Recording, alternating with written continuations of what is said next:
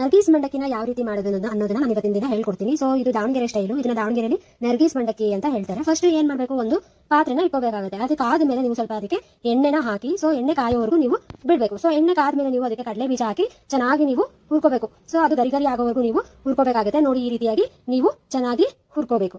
So ಗರಿ ಗರಿ ಆಗಿದ್ರೆ ನಮಗೆ ಈ ಕಡಲೆ ಬೀಜ ಸೊ ತಿನ್ಬೇಕಾದ್ರೆ, ಮಂಡಕ್ಕಿನ ನಾವು ತಿನ್ಬೇಕಾದ್ರೆ, ಸೊ ನರ್ಗೀಸ್ ಮಂಡಕ್ಕಿನ ತಿನ್ಬೇಕಾದ್ರೆ ನಮಗೆ ಚೆನ್ನಾಗಿ ಫೀಲ್ ಕೊಡುತ್ತೆ, ಮತ್ತೆ ಒಳ್ಳೆ ಟೇಸ್ಟ್ ಕೂಡ ಕೊಡುತ್ತೆ. ಸೊ ಅದಾದ್ಮೇಲೆ ನೀವು ಒಂದು ಬೌಲಿಗೆ ಸೊ ಆ ಕಡಲೆ ಬೀಜನ ತೆಗೆದಿಟ್ಕೋಬೇಕು. ಆಮೇಲೆ ಅದೇ ಪಾತ್ರೆಗೆ ನೀವೇನ್ ಮಾಡಬೇಕು, ಸ್ವಲ್ಪ ಕಡಲೆ, ಇದನ್ನ ನಾವು ಹುರಿಗಡ್ಲೆ ಅಂತ ಹೇಳ್ತೀವಿ. ಸೊ ನಿಮ್ ಸೈಡ್ ಏನ್ ಹೇಳ್ತಾರೋ ಗೊತ್ತಿಲ್ಲ. ಸೊ ನಮ್ಮ ಸೈಡ್, ನಮ್ಮ ದಾವಣಗೆರೆಯಲ್ಲಿ ಇದನ್ನ ನಾವು ಹುರಿಗಡ್ಲೆ ಅಂತ ಹೇಳಿ ಕರಿತೀವಿ. ಇದನ್ನು ಕೂಡ ನೀವು ಚೆನ್ನಾಗಿ ಏನ್ ಮಾಡಬೇಕು, ಫ್ರೈ ಮಾಡ್ಕೊಂಡು ಸೊ ಇದನ್ನು ನೀವು ಒಂದು ಬೌಲ್ಗೆ ಎತ್ತಿಟ್ಕೋಬೇಕು. ಅದಾದ್ಮೇಲೆ ನೀವು ಅದೇ ಬಾಣಲಿಗೆ ಸೊ ನಾನಿಲ್ಲಿ 2 ಗಡ್ಡೆ ಬೆಳ್ಳುಳ್ಳಿನ ತಗೊಂಡು ಸಿಪ್ಪೆ ತೆಗೆದು ನಾನು ಹಾಕ್ತಾ ಇದ್ದೀನಿ. ಸೊ ಅದಾದ್ಮೇಲೆ ಚೆನ್ನಾಗಿ ನೀವು ಫ್ರೈ ಮಾಡ್ಕೋಬೇಕು. ನೆಕ್ಸ್ಟ್ ಅದಕ್ಕೆ ಸ್ವಲ್ಪ ಕರ್ಬೇವನ, ಸೊ ಹಸಿ ಕರ್ಬೇವು ಹಾಕಿದ್ರೆ ಒಳ್ಳೆ ಟೇಸ್ಟ್ ಕೊಡುತ್ತೆ. ಹಸಿ ಕರ್ಬೇವು ಹಾಕಿ ಚೆನ್ನಾಗಿ ನೀವು ಗರಿ ಗರಿ ಆಗೋ ತರ ಹುರ್ಕೋಬೇಕು ಅಥವಾ ಫ್ರೈ ಮಾಡ್ಕೋಬೇಕು. ನೆಕ್ಸ್ಟ್ ಅದಕ್ಕೆ ನೀವು ಒಣ ಮೆಣಸಿನಕಾಯಿ, ಸೊ ಮುರಿದ್ಬಿಟ್ಟು ಒಣ ಮೆಣಸಿನಕಾಯಿ ಕೂಡ ಹಾಕಿ ಚೆನ್ನಾಗಿ ಫ್ರೈ ಮಾಡ್ಕೊಳ್ಳಿ. ಸೊ ಒಣ ಮೆಣಸಿನಕಾಯಿ ಕೂಡ ಚೆನ್ನಾಗಿ ಗರಿ ಗರಿಯಾಗಿ ಫ್ರೈ ಆಗಬೇಕು. ಸೊ ಅದಕ್ಕೆ ನೀವು ಸ್ವಲ್ಪ ಉಪ್ಪು ಮತ್ತೆ ಸ್ವಲ್ಪ ಖಾರದ ಪುಡಿ, ಸ್ವಲ್ಪ ಅರಿಶಿನ ಪುಡಿನ ಹಾಕ್ತಾ ಇದ್ದೀನಿ ಇಲ್ಲಿ. ಸೊ 3 ಹಾಕ್ಬಿಟ್ಟು ನೀವು ಚೆನ್ನಾಗಿ ಹುರ್ಕೋಬೇಕು. ಸೊ ಅದಾದ್ಮೇಲೆ ಚೆನ್ನಾಗಿ ಹುರ್ಕೊಂಡಾದ್ಮೇಲೆ ನೀವು ಸ್ವಲ್ಪ ಹೊತ್ತು ಹುರ್ಕೊಂಡಾದ್ಮೇಲೆ ನೀವು ಸ್ಟವ್ ನ ಆಫ್ ಮಾಡಿ, ನಾನು ಇಲ್ಲಿ ಏನ್ ಮಾಡಿದೀನಿ ಅಂದ್ರೆ ಸ್ವಲ್ಪ ಮಂಡಕ್ಕಿನ ತಗೊಂಡಿದ್ದೀನಿ. ಸೊ ಆ ಮಂಡಕ್ಕಿಗೆ ನಾನು ಫ್ರೈ ಮಾಡ್ಕೊಂಡಿದ್ನಲ್ಲ, ಸೊ ಅದನ್ನ ಹಾಕಿದ್ದೀನಿ. ಮತ್ತೆ ಎತ್ತಿಟ್ಕೊಂಡಿದ್ನಲ್ಲ ಕಡಲೆ ಬೀಜ ಮತ್ತೆ ಕಡಲೆನ, ಸೊ ಎರಡನ್ನೂ ಕೂಡ